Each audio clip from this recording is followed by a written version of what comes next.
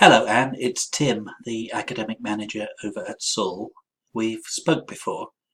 Now I've put together a small presentation here to look at what I think are some of the advantages of accepting groups of overseas students into your regular classes for a week at a time. Now what's the benefit of opening your doors to foreign students? I think the benefits to the visitor are clear. They have the opportunity to practice their English in a total immersion environment, and they have exposure to new ideas and outlooks. They get the opportunity to make new friends, and they have the chance to share their own culture through the medium of English. But there's clear benefits to the school and its Irish students too.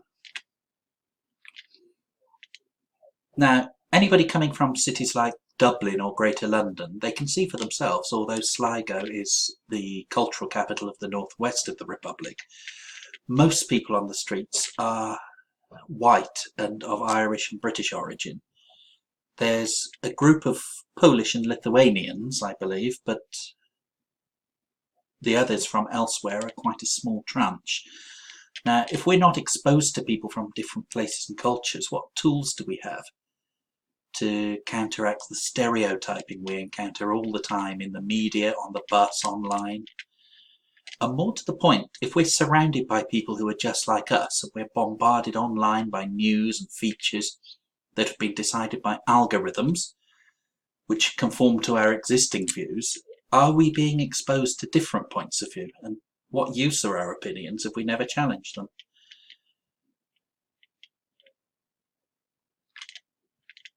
Now, the Department of Education in the Republic of Ireland published their 2010 to 15 strategy report, stressing the importance of intercultural education.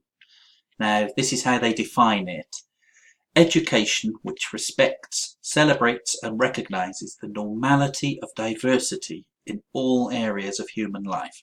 It sensitises the learner to the ideas that humans have naturally developed a range of different ways of life, customs and worldviews, and that this breadth of human life enriches us all.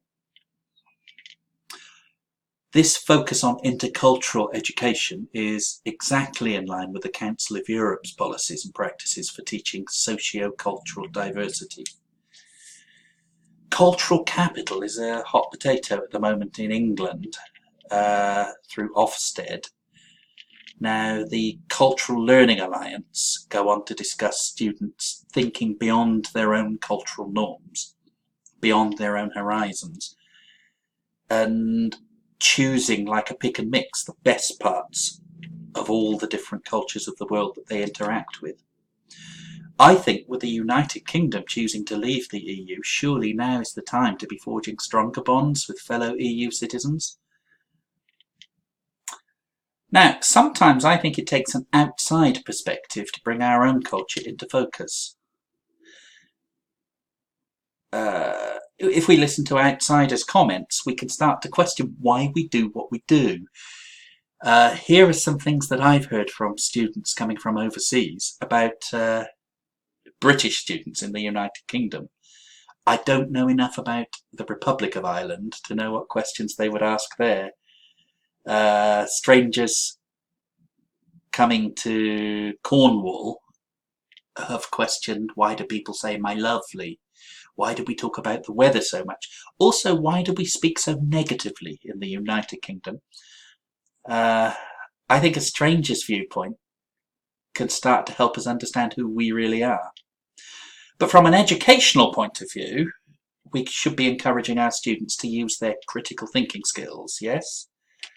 Now, I think that there's a lot of opportunities to incorporate Bloom's taxonomy into lesson plans to stimulate remembering, understanding, applying, analysing, evaluating, and finally, creating original work. I've thought of some ideas here of how you can apply these thinking skills to lessons utilising an overseas student.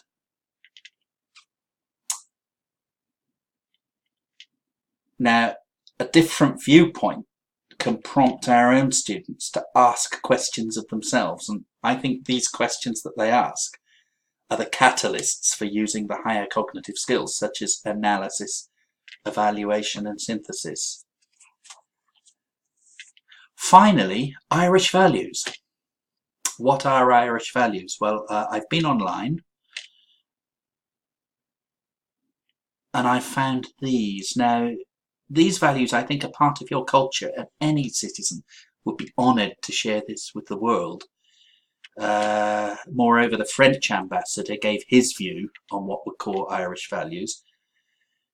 I think integrating a foreign student into your classroom gives you the opportunity to promote what is great about your country and to explore the principles on which your culture is built, and to really understand why the Republic of Ireland is respected so much overseas. Now, integration is a unique opportunity to expose your students to a different point of view and to enable them to find areas in common with a peer from a different culture.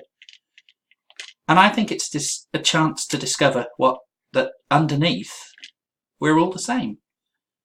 We just have a different viewpoint. Thanks for listening, Anne. If you've got any questions, please get back to me.